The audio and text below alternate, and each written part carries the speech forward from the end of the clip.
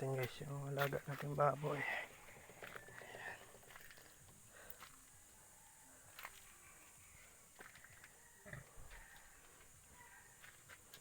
Ayan guys, isa na lang guys, kinatay na naman yung isa namin. Maaga kasi nagkakatay dito guys, kaya di ko nabibidyoan. Ayan guys, oh. egg egg egg Nag-isa na lang ang egg. Nag-isa na lang ang buyigig. Nag-isa na lang ang buyigig namin.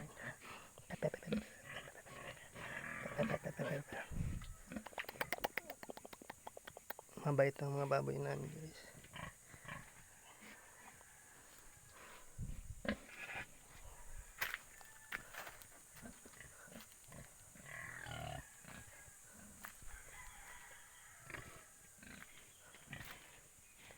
Ito yung inahin guys.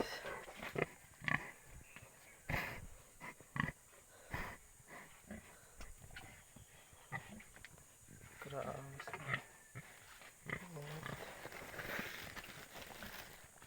Yan guys yung inahin namin isa. Ang laki na ng tiyan. Malapit ng mga anak. Malapit ng mga anak ang egg. Maliit lang yung kulungan niya guys, pero pag nanganak siya, kasya naman siya dito. Ay, boring. Gutom na naman.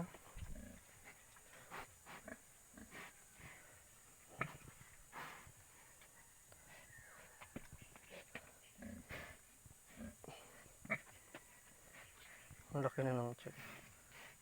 Grabe lang. Malapit na guys mga anak ko.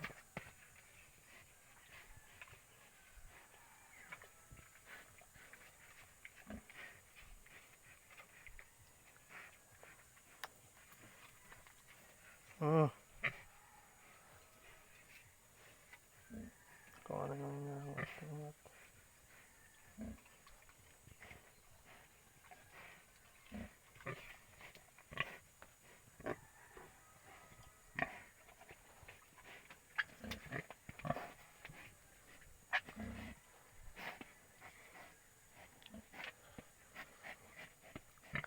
Laki na guys ng tiyan niya talaga. Sana marami yung anakin mo.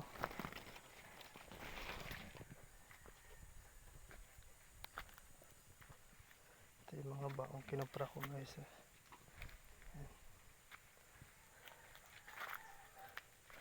Tulog-tulog lang si egg. Ang bait ng baboy namin.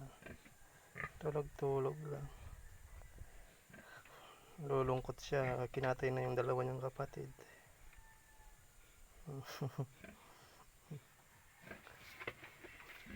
Sakto lang din guys yung ano niya, kulungan niya guys.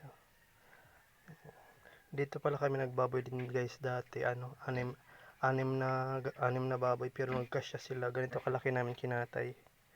Ganito dito. Nagkasya sila guys. Dito isa,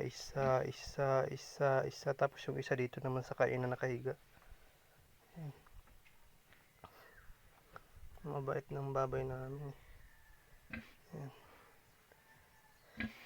Kakatayin siya pag pag habagat, malaki na yung alon. Para lumaki-laki pa.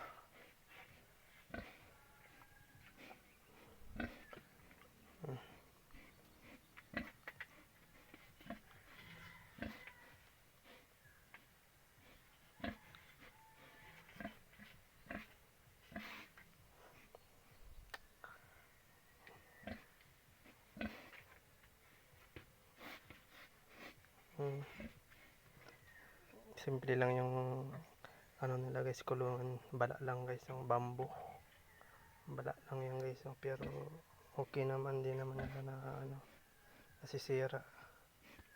Tapos yung nila bubong, sim na yung binili, pero dito sa isa